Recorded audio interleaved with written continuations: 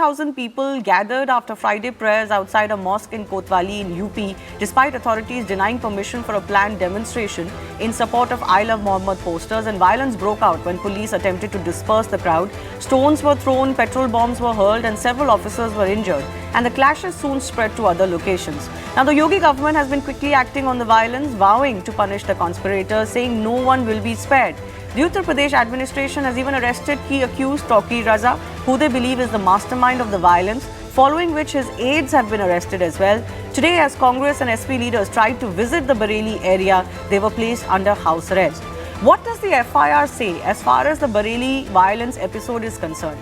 The FIR says that this was a pre-planned conspiracy. It claims that criminals were deliberately conned into the demonstration, which turned violent after Friday prayers on September 26.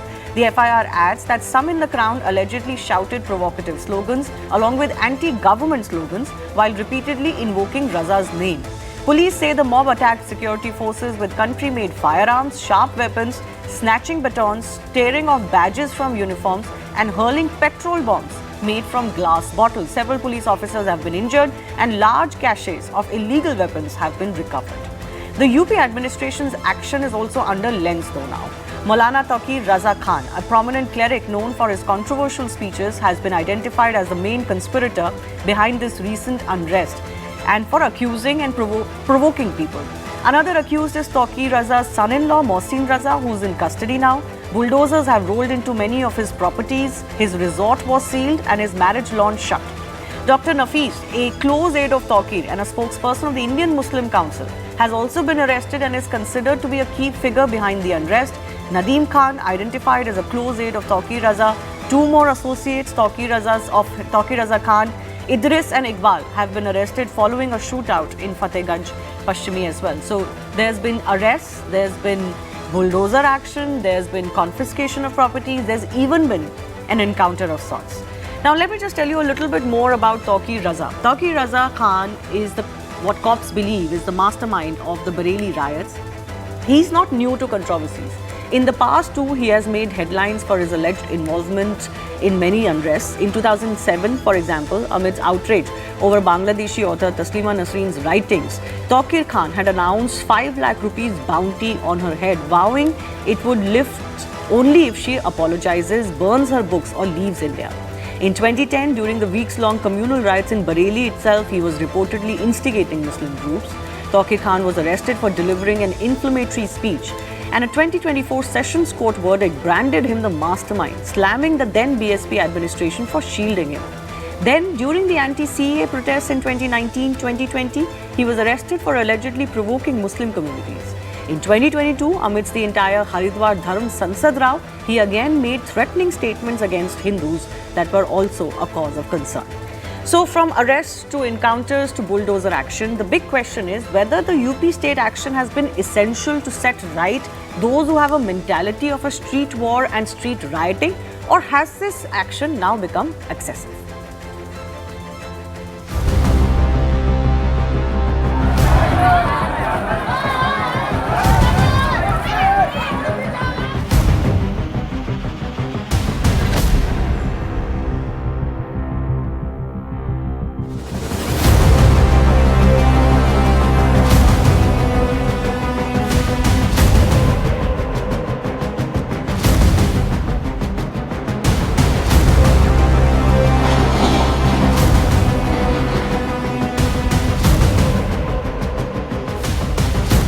Tauqeer के साथ साथ बहुत सारे तौकीर के associates जो हैं वो jail गए हैं एविडेंस के आधार पर।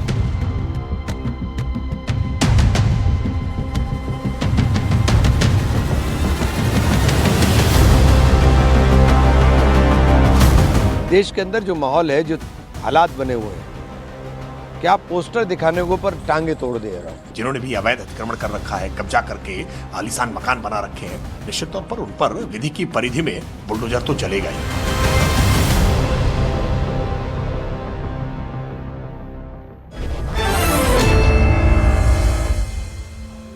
Sharad Trivedi, spokesperson of UP BJP, is joining us. Sujata Paul continues to be with us, as does Geeta Bhatt. Tala Rashidi, spokesperson of Rashtriya Ulema Council, will also be joining us. I want to begin with the UP representative of the BJP, Sharad Trivedi. Many feel that this is just going out of hand. Like, even if small instances take place where, let's say, there may be wrong on the part of a crowd that has collected, the action that is meted by UP government goes so far beyond that, it becomes penalizing of a different order. You see, first of all, that there is nothing, wrong by saying I love Muhammad. Everybody on earth loves Muhammad. There's no problem with that. This problem started in Kanpur by some miscreants who wanted to use this to create, trouble. These known troublemakers, they had put up this banner in a place, in a premises where Ram Navami celebrations are done every year. This was a pure mischief. But the administration was alert. They contacted the Qazi of Kanpur and the matter was sorted out. The community leaders were contacted. They said that nothing untoward is going to happen. The problem here happened after 10 days in Bareilly, and this Tauqeer Ahmad, I'll give you a little backgrounder on this man. He is the head of the Bareilly sect, and his great-grandfather is the one who was the founder of this Bareilly sect, and Ahmad Reza Khan. And this sect is known for extreme views on Islam, some radical views on Islam.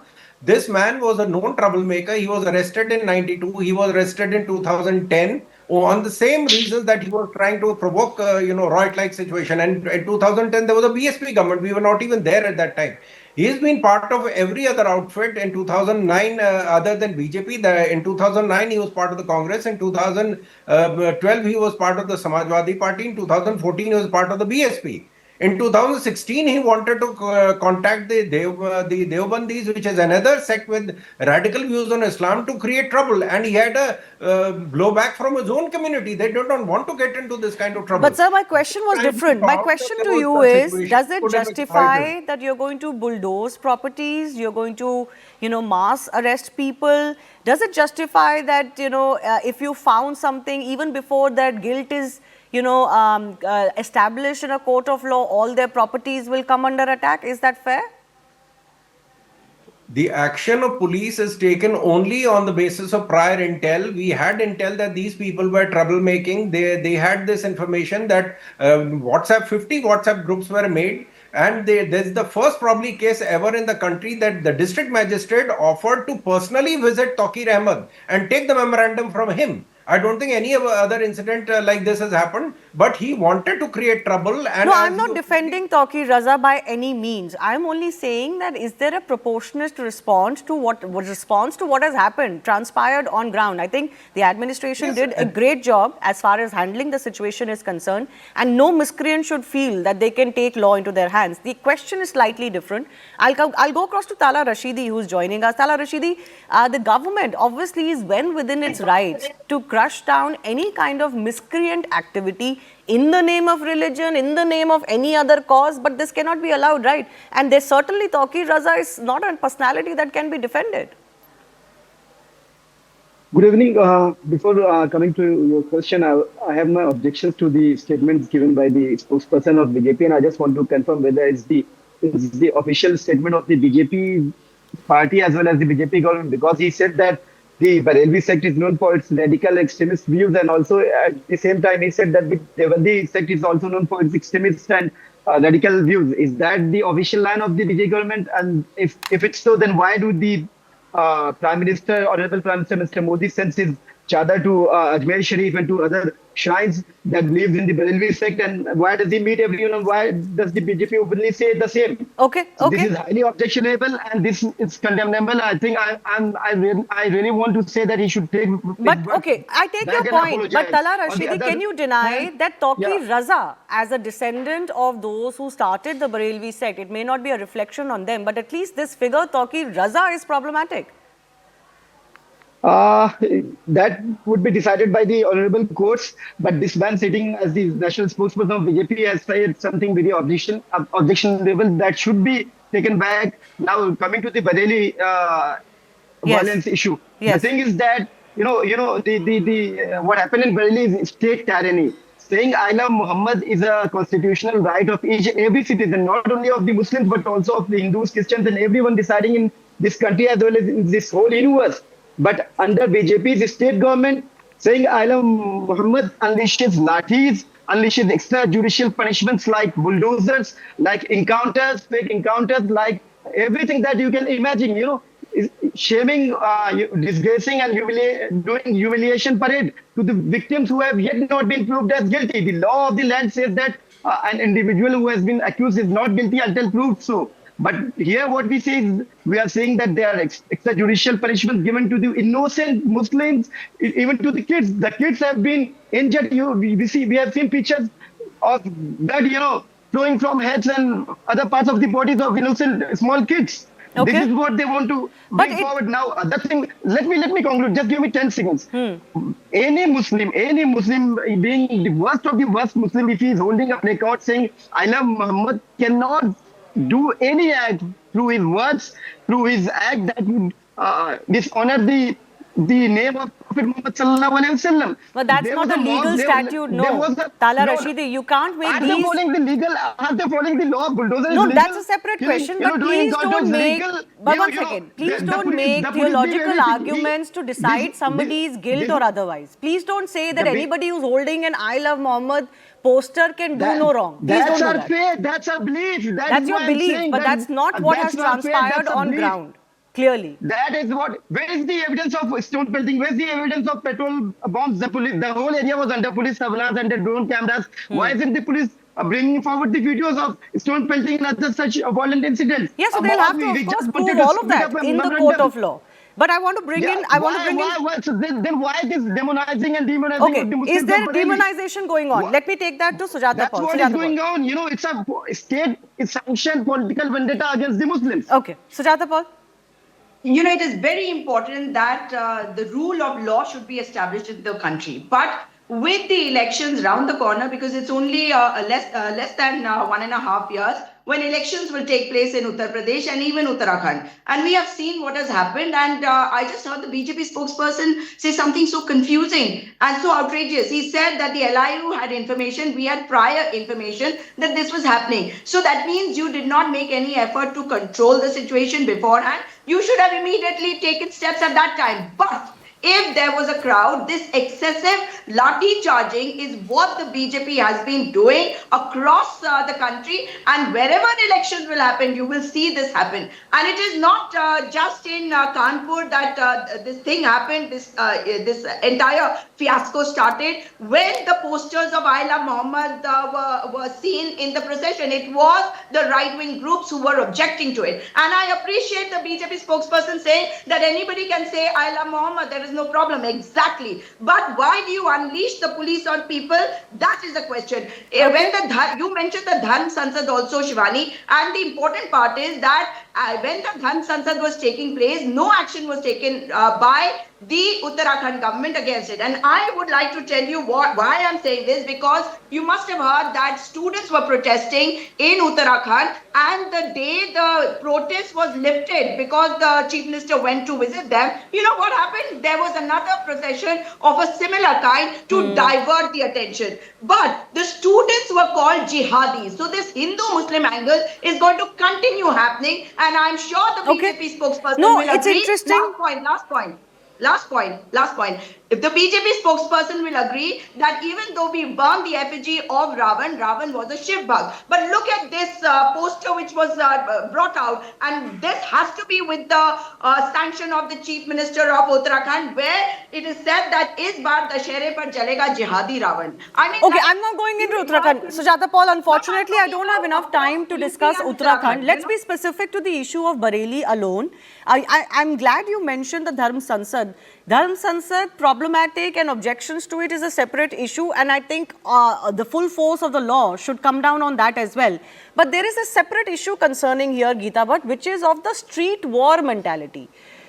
I think there is a cause of concern if every kind of activism descends into some sort of a fight, first to descend onto the streets to be heard, some sort of a muscle flexing that of numbers on streets, and then to clash with the police. I think that mentality is questionable, and all Indian citizens should be advised to not indulge in this. Absolutely, Shivani. I think it is very important that if you look at in terms of law and order situation and the drone footage that has been released by the Uttar Pradesh police, one can very well see that it was already well orchestrated, movement of calling people to a particular place. And interestingly, the person who had called the cleric went missing. So it is very evident that related to this Bareilly incident that had happened, where 22 policemen were very severely injured. It is a very, very serious issue. Policemen are the people who are supposed to, who are on the front looking after or taking care of any law and order situation that happens.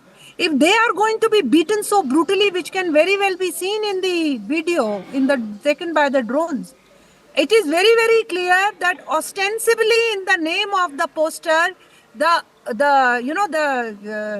idea or the motive which was behind this kind of a violence that happened was something which was already designed, and this need to be taken very seriously. This is Uttar Pradesh has been largely peaceful. Women have been feeling very safe for the past 7-8 years. Okay. Over there in Uttar Pradesh. But these kind of incidents, and as you very rightly said, nobody has a right to come out on the streets and just take law and order in their hands. Okay. No, I think And that is something- if there is a mentality to clash with the police, I think that mentality certainly needs to be dealt with, and no excuses can be made in the name of any kind of demonstrations or identity politics. But whether the action that following what happened in Bareilly was excessive or not, the jury is out on that. I do thank our guests for joining us. Time for a very short break. News and updates continue in just a bit.